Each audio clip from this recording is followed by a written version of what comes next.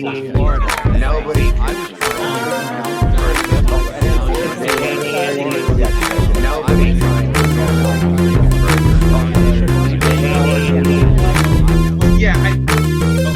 Hey everyone, welcome to TRS. We are live.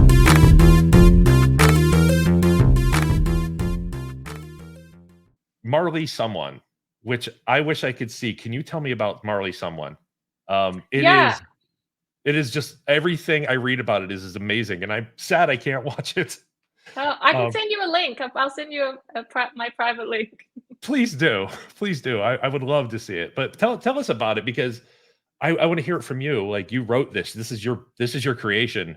Another big creation of yours. I'd love to hear more about it.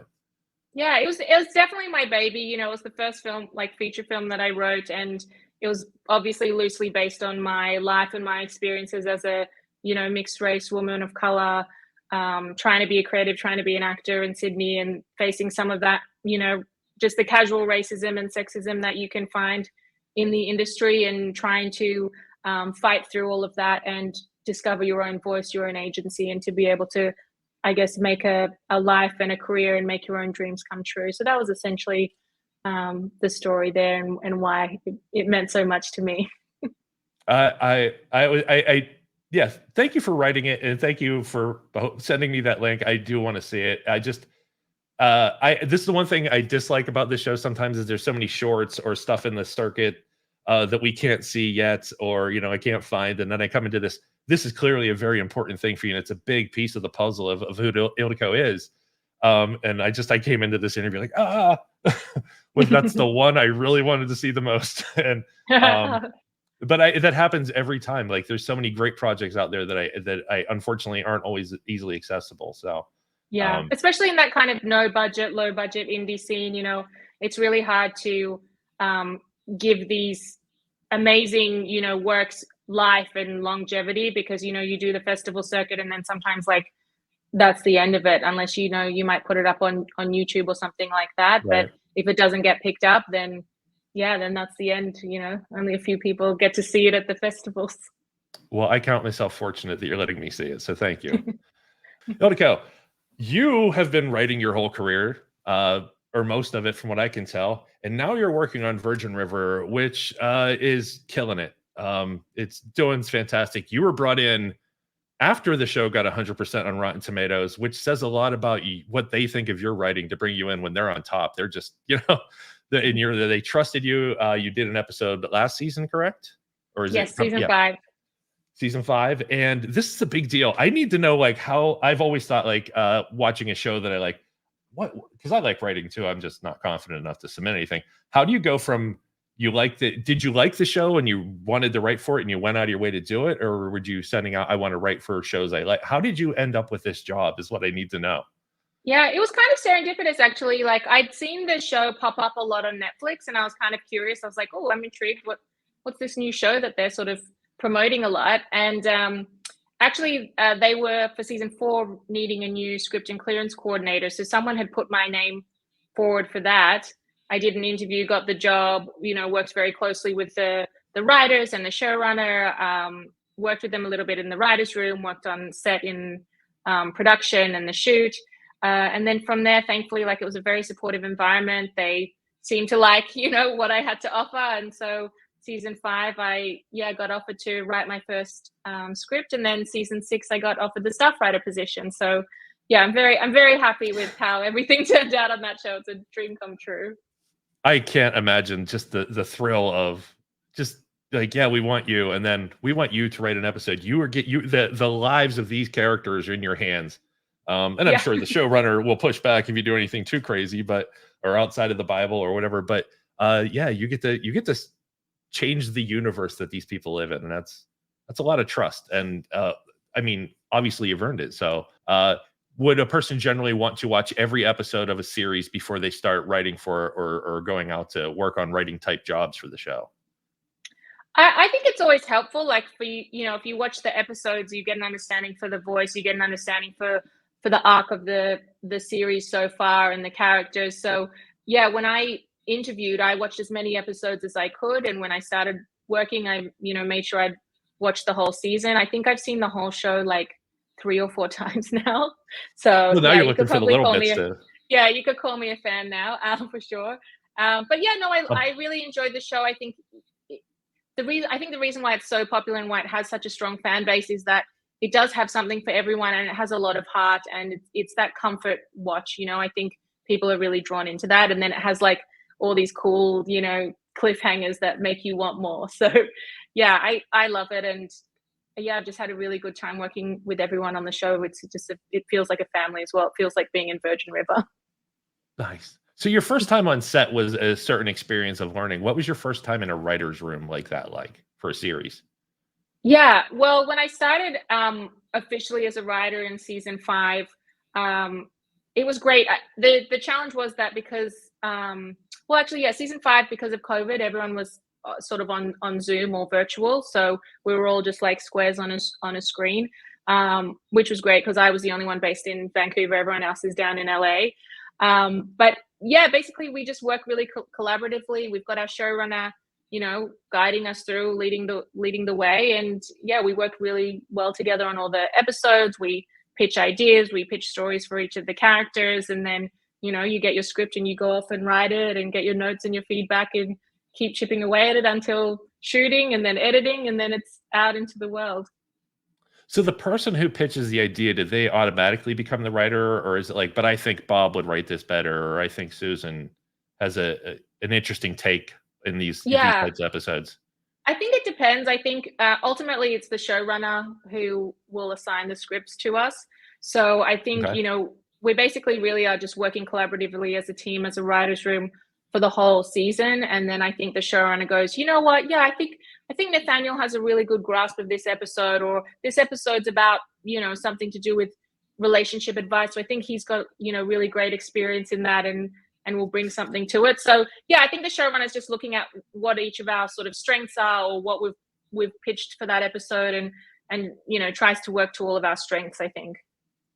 So this might go to the showrunner, but do the actors give notes directly to the writers or the showrunner, or do they just generally not, at least on this particular show? Like, I think it depends. I think, definitely the showrunner will have lots of conversations with the cast. And I think a part of the collaborative process is, everyone feeling like they have a creative ownership, especially, actors for their roles, writers for their episodes, So I think as long as we're all working towards making the show the best it can, then I think any collaboration is appreciated. So I think, yeah, sometimes the cast will have conversations with the showrunner, and when we're on set as the writers, we might have conversations in the moment because, you okay. know, things happen during a shoot that you might not see coming. Like it could start raining or something else could happen, and so you're always kind of working on your feet and improvising. Oh, that's cool. Yeah, I'm fascinated by the whole thing. I think it's something I haven't seen enough information on. I could read a million books, but talking to everybody about their individual experiences, like I don't know. This is new to me, the writing aspect, and we have talked to a Mhm. few writers or slash writers, and I just always wonder, like, how does the dynamics work sometimes? And one, because I explore relationships, I'm going to go back to another thing I asked you earlier. Your friends from Brisbane early in your life, Mhm. do they have watch parties now? Like you guys, I assume, are still close. Are they celebrating your wins with you? How do you guys interact with like this new level of what you do? I think some of them, binge watch the show and they give me like text updates, so my friends are very supportive. They're wonderful people. I don't think we've had an official watch party as a group in for the Virgin River just because of time zones and things like that. We Yeah. did a lot of parties and trivia nights on Zoom during COVID, which was interesting because it was, we had like 5 different time zones to try and Yeah, deal with. like But yeah. I'm dealing a lot with time zones lately myself, and it's sometimes very difficult. Especially, Yes. we just interviewed somebody in the Atlantic time zone. I wasn't aware that was a thing, but Canada needed another time zone, so they got another one. No, so you've had a lot of really big life changes recently. Your whole life has been change, change, change. You just got married as well Yes. last year. Yeah. So can I hear a little bit about how did you meet your husband? And how was the wedding? Well, how did I meet my husband? I'll start there.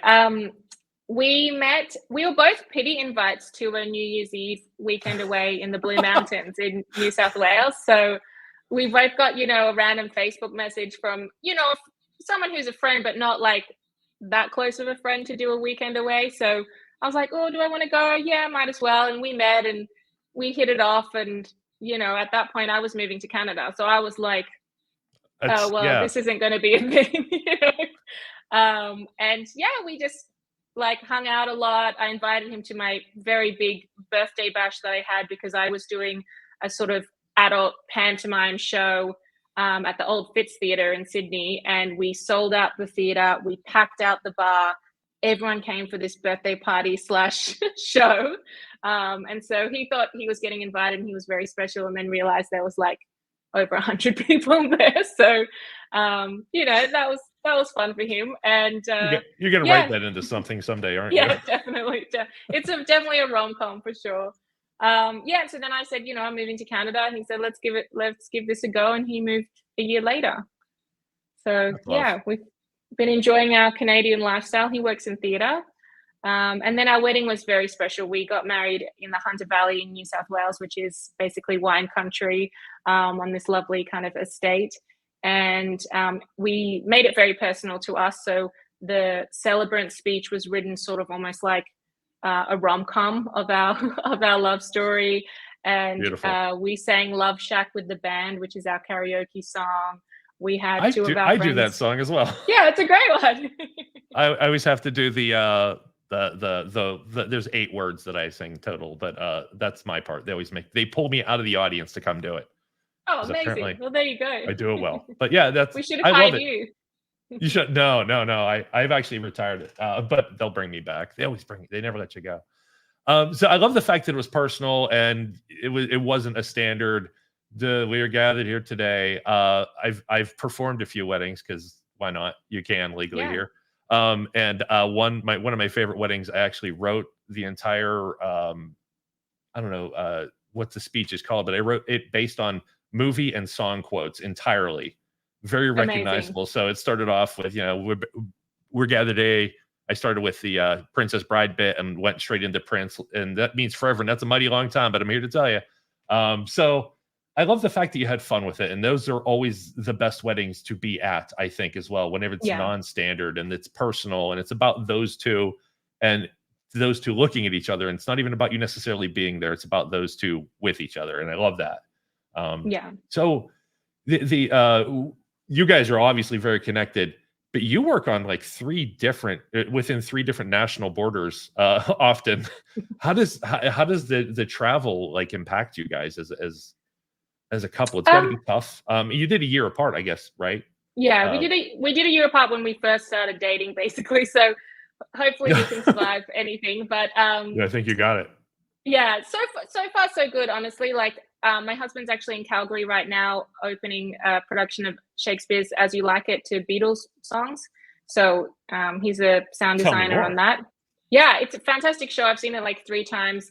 It was it's a remount, so it's been on before, but it was on in Vancouver last year as part of Bard on the Beach Festival, which is a huge Shakespeare festival here.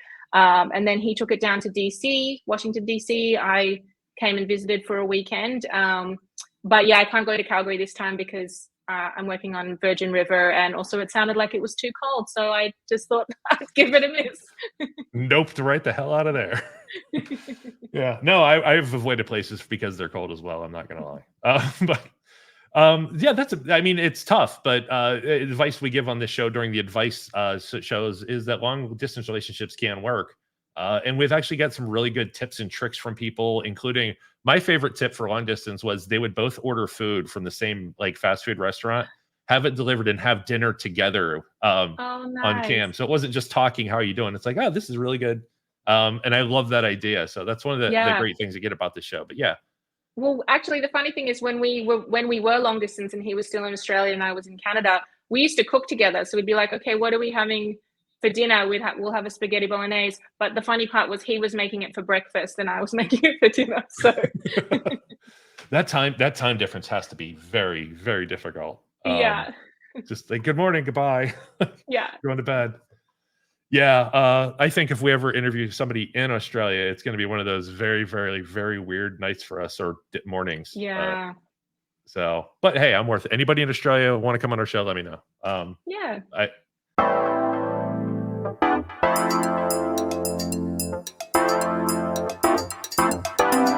have a great one. Thank you, everybody. Have a wonderful night. Be safe out there. Treat each other well.